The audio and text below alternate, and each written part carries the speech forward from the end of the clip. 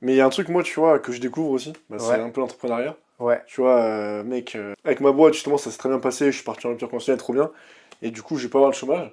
Mais tu sais, quand tu fais ta demande France Travail, au début, c'est chelou. Tu vois, ouais, du coup, j'ai totalement. aussi étape création des boîtes, bref, etc. Et tu vois, pareil, moi, quand j'ai ma meuf qui dort chez moi, bah, comme hier soir, ce soir, etc., elle va au taf, elle, tu vois. Ouais, Et moi, moi, le lendemain, bah, j'ai pas au taf. Moi, je vais à la salle d'abord pour commencer ouais. la journée.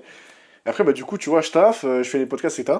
Et c'est vrai qu'au début, moi, j'ai mis une petite semaine. J'étais un peu, tu te dis, mais qu'est-ce que je fous, tu vois, Ouais. qu'est-ce que je fais, etc. C'est compliqué en fait quand t'as, surtout en plus quand t'as un entourage avec un style de vie traditionnel, Ouais, on va normal, dire. tu vois, c'est ça. Tout con, mais genre, bah, moi aussi, ma copine, tu vois, genre, en plus, ma copine, il lui reste une année d'études, mais à côté de ça, elle taffe également à côté, tu vois. Ok. Donc, ça reste quand même des jobs traditionnels, même dans sa vie de tous les jours, elle aura un job traditionnel, parce qu'elle est dans un domaine qui, justement, qui fait où t'es en mode, t'es obligé d'aller au taf et tout ça. Et au départ, c'est ça, c'est en mode, tu sais que la personne, elle va partir en mode, c'est quasiment, tu sais, le cliché du, en mode 9 to 5, genre, tu vas vraiment à ton taf traditionnel, et alors que toi, à côté, tu fais un peu ce que tu veux. Ouais, c'est un peu ça, ouais. Et c'est un peu si tu veux travailler, tu travailles, si tu veux pas travailler, tu travailles pas. Mais c'est ce que je disais juste avant, en mode si tu fais rien, bah, il va rien se passer.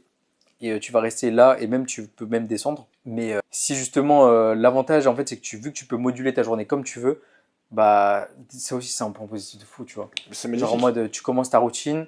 En fait, il faut juste arriver à se discipliner et de enfin, C'est pas implémenter pour tout le vraiment monde, une hein. vraie Ouais, routine. ouais. Et ça, tu vois, j'ai eu du mal, genre, à le faire à certains moments. Genre, me dire que, vas-y, je me lève à telle heure, je me couche à telle heure. Et en fait, la même rigueur que tu es censé avoir au taf à côté, genre, imagine si tu as un taf traditionnel, il faut que tu arrives à te mettre la même en tant que toi, entrepreneur. Et ce qui va faire que tu vas réussir. Genre, si tu arrives à te lever tôt, te coucher relativement tôt, enfin, d'avoir une grosse fourchette en termes d'horaire de taf, etc., c'est ce qui va faire que tu vas marcher. Mais en fait, si tu te laisses trop, justement, tu sais, voler un peu partout, c'est là où ça va être plus compliqué et en fait, au final, tu vas stagner de fou. Et moi, j'ai vu, genre récemment, j'ai vraiment essayé de justement d'implanter une vraie routine, me lever à une certaine heure et pas juste me dire, ok, j'ai ça à faire et voilà.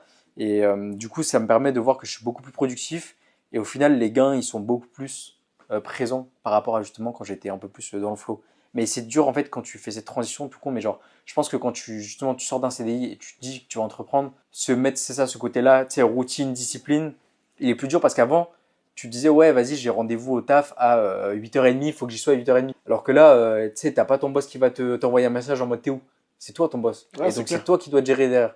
Et du coup, c'est très compliqué, ouais. Et quand tu vois justement une personne, la personne avec qui tu vis, elle part et après elle revient une certaine heure.